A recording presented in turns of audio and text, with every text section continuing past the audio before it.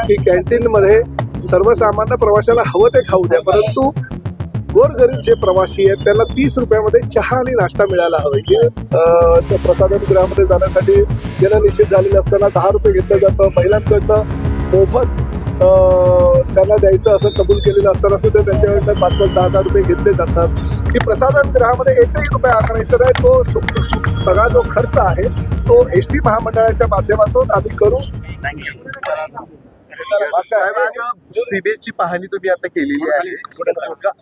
कशा पद्धतीची परिस्थिती तुम्हाला दिसली आणि काय अपेक्षा घेऊन या ठिकाणी नाही, प्रामुख्यानं मी महाराष्ट्रातील ज्या एसटी स्टँडला भेट देतो, खरं तर अचानक पोहोचतो, त्यामुळे जी वस्तुस्थिती आहे ती मला कळत असते. परंतु आमच्या डिपार्टमेंटनं ही म्हणजे दौरा हे ऑफिशियल केला असल्या कारणानं इकडे स्वच्छतेचं प्रमाण फार मोठ्या प्रमाणात दिसलं की मला ते जरा असं बोलतात ना की एवढं स्वच्छता बघून मी अगदी भारावून गेलो की एवढी स्वच्छता म्हणजे माझ्या एसटी महामंडळाच्या शौचालयामध्ये, कॅन्टीनमध्ये जर होत असेल तर मग मला असं वाटतं की मला आजपासून मग पाहणी दौरे बंदच करावे लागतील. आणि नंतर मला कळलं की हे फक्त मंत्री येणार म्हणून हे एका रात्रीतून सगळं केलेलं आहे. आणि कॅन्टीनमध्ये मी बघितलं तर कॅन्टीनमध्ये जे रेड कार्ड होते, स्वच्छता होती, युनिफॉर्म होते, एवढे युनिफॉर्म चांगले होते, परत मास्क घातले होते, कॅप घातली होती, सगळ्या गोष्टी केलेल्या होत्या ज्या प्राथमिक गरजा आहेत. आणि एस टी महामंडळानं भाडेपट्ट्यानं कॅन्टीन जेव्हा दिलं त्यांना, तेव्हा ज्या काही उपाययोजना करायला सांगितलं होतं त्याचं सगळं पालन केलेलं होतं.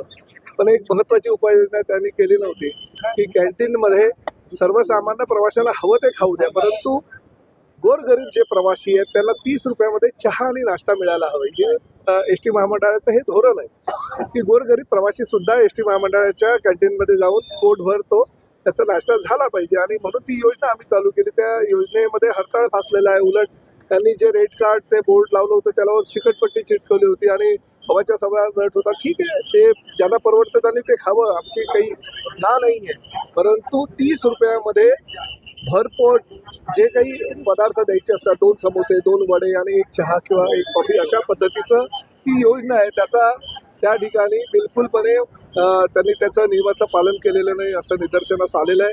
त्यांना मी ताबडतोब उद्यापासूनच 30 रुपयाचं मोठ्या दर्शनी भागामध्ये चहा नाश्ता 30 रुपयामध्ये मिळेल असा प्रकारचा बोर्ड लावायला सांगितलंय. पहिली वेळ आहे, स्वच्छता दिसली आहे, म्हणजे प्रत्येक वेळी कारवाई करणं योग्यच आहे असं मला वाटत नाही. तरी सुद्धा ही जी त्यांनी गोष्ट अंमलात जर आणली नाही तर निश्चितपणे त्याच्यावर कारवाई करण्यात येईल. सुलभ शौचालय मी बघितलं, स्वच्छ होतं. अनेक प्रवाशांनी मला तक्रार केली की 5 रुपये अंतिम प्रसाधन गृहामध्ये जाण्यासाठी ज्यांना निश्चित झालेलं असताना 10 रुपये घेतलं जातं. महिलांकडनं मोफत त्यांना द्यायचं असं कबूल केलेलं असताना सुद्धा त्यांच्याकडनं 5-5, 10-10 रुपये घेतले जातात. तर ते सुद्धा मी माझ्या या भागातल्या अधिकाऱ्यांना सांगितलं की त्यावर सुद्धा तुम्ही उद्यापासून लक्ष ठेवायला पाहिजे.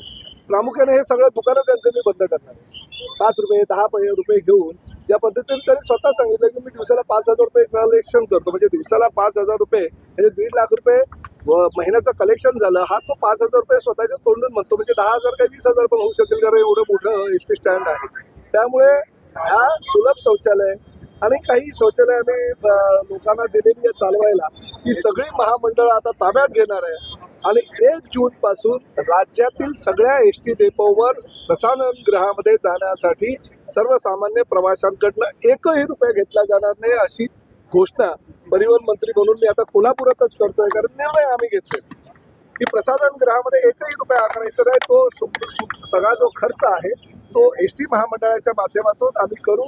कारण एस टी महामंडळामध्ये सर्वसामान्य प्रवाशांकडून आम्ही 2 रुपये जो 15 तारखेपासून स्वच्छता कर लावलाय, त्या स्वच्छता करायच्या माध्यमातून तो खर्च आम्ही स्वतः त्यातून खर्च करू.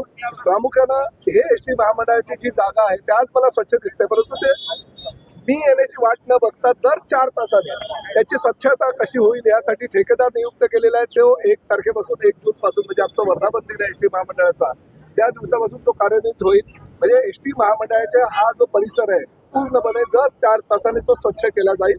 आणि त्याचबरोबर एस टीच्या ज्या घाण उडते रस्त्यावर, धुळीचं साम्राज्य पसरतं, त्यामुळे डेपो मधून निघत असताना मशीनच्या साह्यानं प्रत्येक डेपो मधली बस बाहेर निघण्यापूर्वी मशीनच्या साह्यानं ती स्वच्छ केली जाईल, तिला धुतलं जाईल.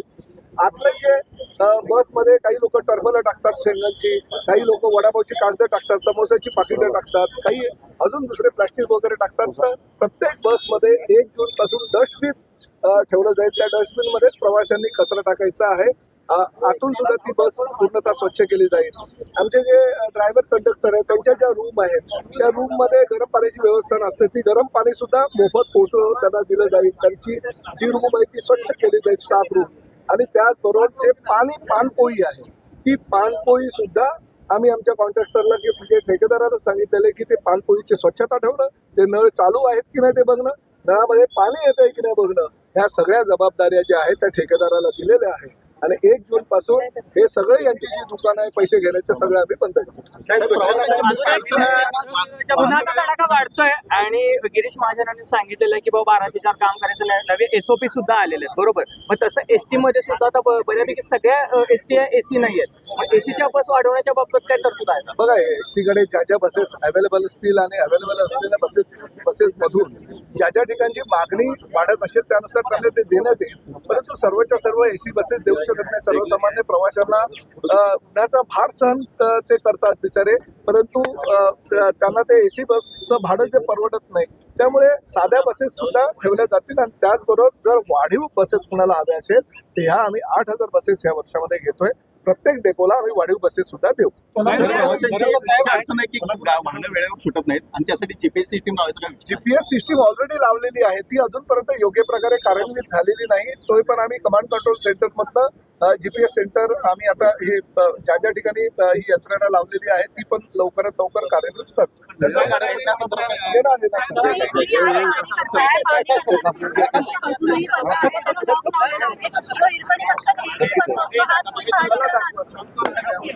अशाच नवनवीन अपडेट्ससाठी डिजिटल कोल्हापूर चॅनेलला सबस्क्राईब करायला विसरू नका.